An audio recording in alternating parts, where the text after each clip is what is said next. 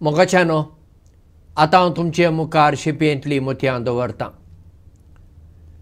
युरोपाचो एकलो भोंवडेकार उत्तर कर्नाटकाच्या विजापूर वाठारांत गेलो आनी थंय ताका खूब मेंढरां आनी मेंढरां चरोवपी दिसले.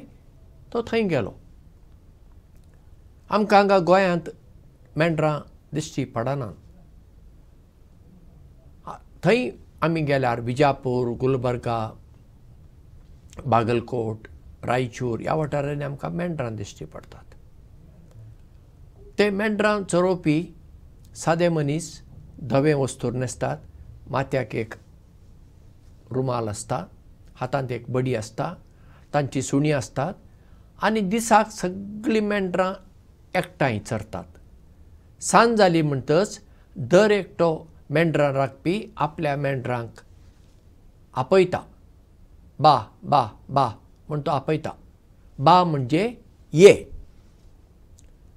आनी ताची मेंढरां ताचे कुशीन येतात आनी दुसरी मेंढरां दुसऱ्या मेंढरां कडेन वतात. दर एकटो आपयता आपल्या मेंढरांक ती सगळीं तांच्या तांचो मालक आसा न्ही ताचे कडेन ती वतात. वा त्या मेंढरां राखपी चरोवपी आसा ताचे कडेन ती वतात. हें ताणें पळयलें कोणें ह्या भोंवडेकारान. आनी ताणें त्या मेंढरां राखप्याक म्हणलें, हें तुमचें बरें चलता, आतां हांवूय करतां, म्हाका मातशें तुमचें नेसण दियात. ताणें म्हणलें बरें तूं कर. बरें तो तांचे कपडे हाणें घाले, माथ्याक रुमाल घालो, हातांत बडी घेतली आनी ताणें म्हणलें बा बा बा. मेंढरांनी ताचे कडेन पळयलें, खंयचें मेंढरूं ताचे कडेन आयलेंच ना. आनी ताका अजाप दिसलें, अरे हांवें तांचे कपडे घालात, हांवेंय बा बा म्हणलां, पूण ती येनात. तांणी आपयल्यार येता. तेन्ना ताणें तांकां विचारलें, अशें कित्याक?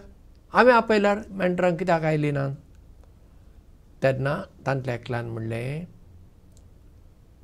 तूं अनवळखी मनीस, तूं परकी मनीस, तुवें आमचे कपडे घाले जायत आनी आमचे भशेन आमची बडी हातांत घेतली जायत, पूण तुजो आवाज ह्या मेंढरांक परकी. आवाजांतल्यान तीं तांचो मालक कोण, तांकां चरोवपी राखपी कोण, ताका तीं वळखतात. पळया, एक मनजात, पूण मनजातीक सुद्दां आपलो मनीस कोण, परकी कोण हें कळटा आवाजांतल्यान. हाकाच लागून जेजू म्हणटा, हांव बरो गोवळी आनी तुमी म्हज्यो शेळयो. हांव शेळयांक राखतां, ती म्हाका वळखतात, हांव तांकां वळखतां, अशें तो ती ओपार सांगता. आमी अशीं आसूंक जाय, वळखुपाक जाय. आमी मनशांक वळखूंक शिकूंक जाय, दुसऱ्यांक तांचे गूण कितें, तांची ताकद कितें, ही आमी शिकूंक जाय. आनी हे मेंढरां राखपी आसतात पळया, ते एकदम सादे मनीस, तांकां शिकप ना. पूण शिकप ना जाल्यारूय तांकां त्या मेंढरां विशीं सगळें खबर आसा.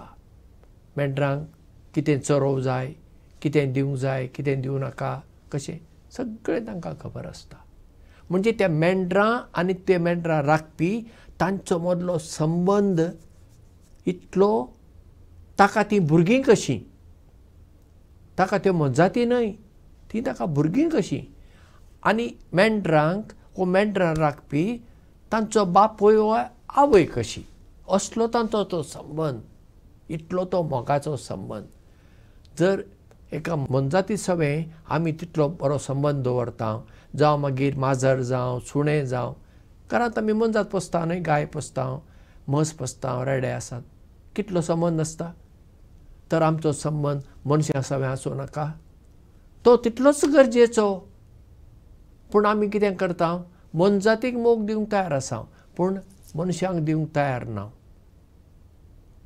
मनजातींक दिवया हांव ना म्हणना, पूण आमच्याच भशेन आमच्या सारक्याची मनशां आसात, आमच्याच घरांत आसात, आमचे शेजार आसात, तांकां आमी मान दिवया, तांचो ताळो आमी आयकुया आनी आमचो ताळो तांचे मेरेन पावूं दी अशी आमी मोगाळ मोवाळ मनशां जावुया. देव बरें करूं आनी मोग आसूं.